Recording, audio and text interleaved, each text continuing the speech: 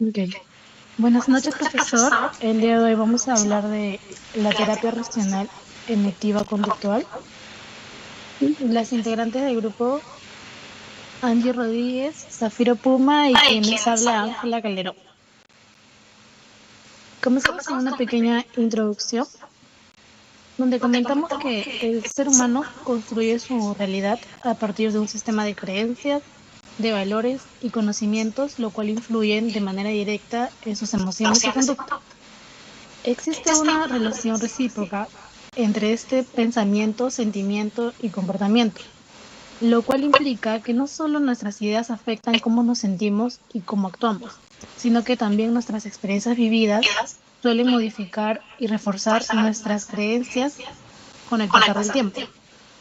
En este contexto, la TREC plantea que las personas no reaccionan ante los hechos en sí mismos, sino ante la interpretación personal que hacen de ellos, así como las emociones perturbadoras, los eventos externos.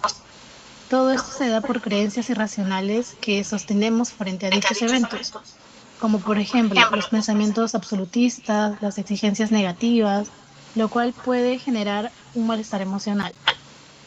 El principal motivo de esta terapia es ayudar al paciente a identificar, cuestionar y reemplazar esas ideas poco realistas por otros pensamientos más racionales a través del uso de estrategias lógicas y empíricas, promoviendo así una visión activa y ser responsable del individuo, resaltando siempre la importancia de interpretar una realidad más subjetiva para fomentar una vida emocionalmente estable.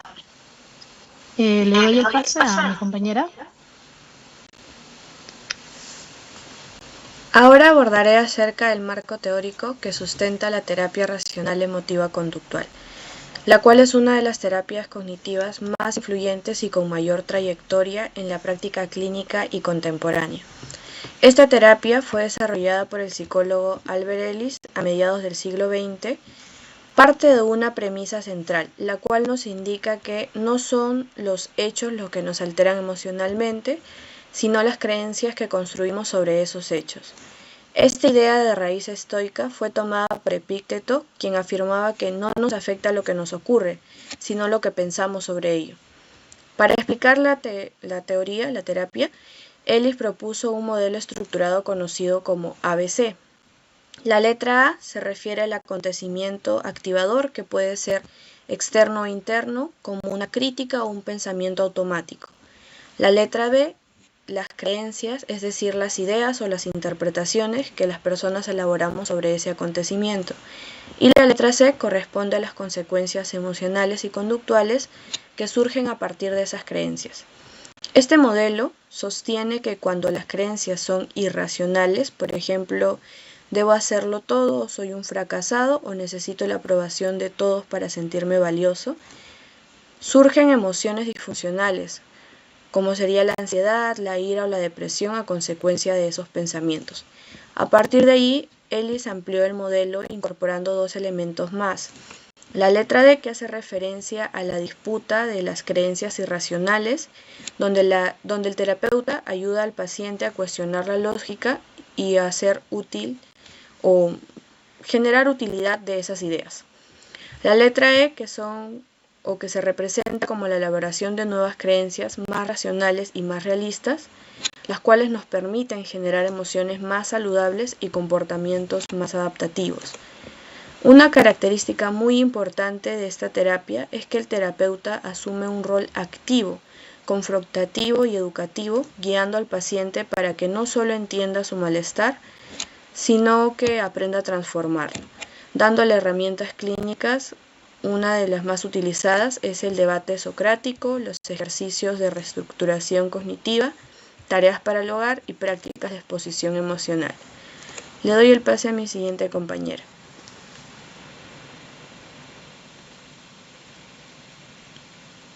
Vamos a la explicación del modelo terapéutico. La terapia racional emotiva conductual desarrollada por Albert Ellis sostiene que el cambio emocional y conductual es posible mediante la transformación de las creencias irracionales. Este enfoque se basa en identificar cómo las personas generan su propio malestar a través de pensamientos rígidos y absolutistas, y en enseñarles formas más racionales de poder interpretar esta realidad. Ellis propuso el modelo ABCDE, donde se analiza como evento activador A como situación, las creencias asociadas, que son P, los pensamientos, y las consecuencias emocionales, que son C o conductuales, ¿no? La disputa de estas ideas irracionales vienen a ser la letra D, como el debate que se produce, y por último la letra E, que ya sería hacer el establecimiento de las nuevas creencias efectivas. En este proceso, el terapeuta actúa de forma activa y educativa, guiando al paciente en la reestructuración de estas ideas.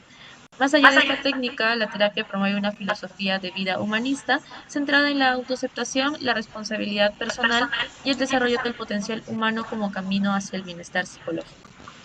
Vamos a ver las técnicas del modelo terapéutico. Le doy el pase a mi compañero. Gracias. Bueno, empezamos con el punto A, que son las situaciones activadoras, los cuales son eventos concretos que pueden ser internos como externos. Estos acontecimientos no generan por sí mismos una respuesta emocional de manera automática, sino que siempre la reacción de la persona va a depender de cómo lo interprete o cómo lo perciba. Es decir, que lo que realmente influye no es lo que ocurre, sino el significado que uno mismo le atribuye. En el punto B, que son las interpretaciones cognitivas, se refieren a las creencias, a los juicios, valoraciones que como uno como individuo formula frente a situaciones activadoras. Cuando estas interpretaciones irracionales son absolutistas, extremas o exigentes, siempre suele desencadenar un malestar psicológico, ya que estas creencias son aprendidas de manera automática y muchas veces inconsciente, siempre tienden a mantenerse a pesar de una evidencia que ya está en contra. En el punto C, que son las reacciones emocionales negativas, que son como la tristeza, el miedo, la culpa, el enojo, no se originan directamente en los hechos, sino en la manera en que estos son interpretados. Las creencias disfuncionales siempre suelen atender o a intensificar estas emociones, lo que a su vez puede provocar conductas desadaptativas como el aislamiento o la evitación. En el punto D, que es la disputa cognitiva, es una de las técnicas más importantes dentro de la TREC, ya que consiste en identificar, analizar y sobre todo cuestionar las creencias irracionales a través de argumentos sólidos. El propósito es debilitar su influencia, mostrando que no son realistas ni útiles, y así poder abrir un espacio para pensamientos más racionales. En el último punto, que es el cambio emocional positivo, una vez que estas creencias disfuncionales ya han sido reemplazadas por otras racionales y sobre todo realistas, la persona suele experimentar una mejora emocional, lo cual a su vez ayuda para poder mantener una salud mental sana y sobre todo satisfactoria. Le doy el pase a mi compañera. ¿En qué casos podemos recomendar este modelo terapéutico?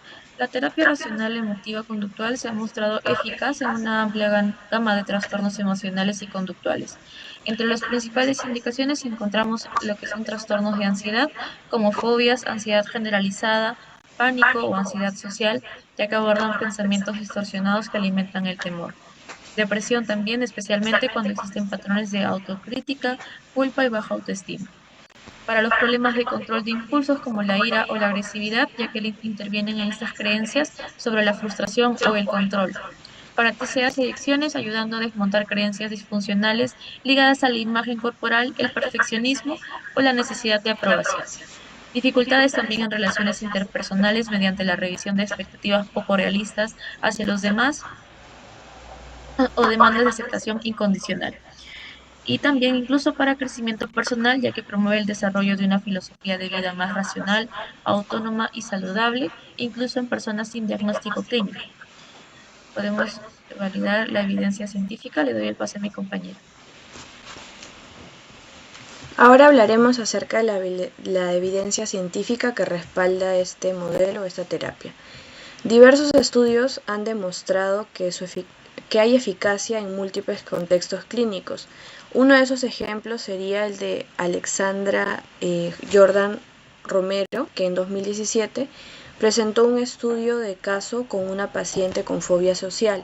Gracias a esta terapia, la paciente logró identificar su temor a ser juzgada, reemplazar esos pensamientos disfuncionales por otros más realistas y mejorar su autoestima y habilidades sociales. Por otro lado, tenemos a Yegros Velázquez, que en 2024 analizó su aplicación en los trastornos por consumo de sustancias. El estudio destaca creencias como necesito consumir para calmarme, las cuales perpetúan el comportamiento adictivo. Al modificar estas ideas, se favoreció el autocontrol y se redujeron las recaídas, especialmente cuando esta terapia se combinó con otras intervenciones, como la terapia de aceptación y compromiso. En otro contexto tenemos a Cheme Villamar y Ginebra Urra, que en 2022 evaluaron su eficacia en docentes que experimentaron sobrecarga emocional durante la pandemia por el teletrabajo.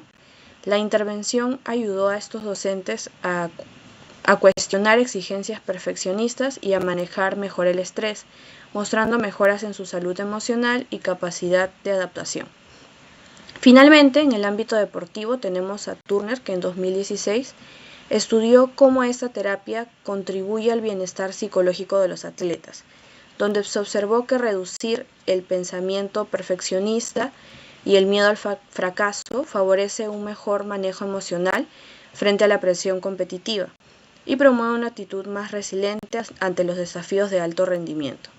En conclusión, podemos decir que la terapia racional emotiva conductual no solo aporta una estructura clara para intervenir en el malestar emocional, sino que también se apoya en evidencia sólida que respalda su eficacia respalda la eficacia que tiene en diversos contextos, ya sean clínicos, educativos, deportivos y de desarrollo personal. Además, propone una filosofía de vida basada en la autoaceptación, la responsabilidad emocional y el pensamiento flexible, que resulta especialmente útil en un mundo donde hay cambios constantes y incertidumbre. Muchas gracias.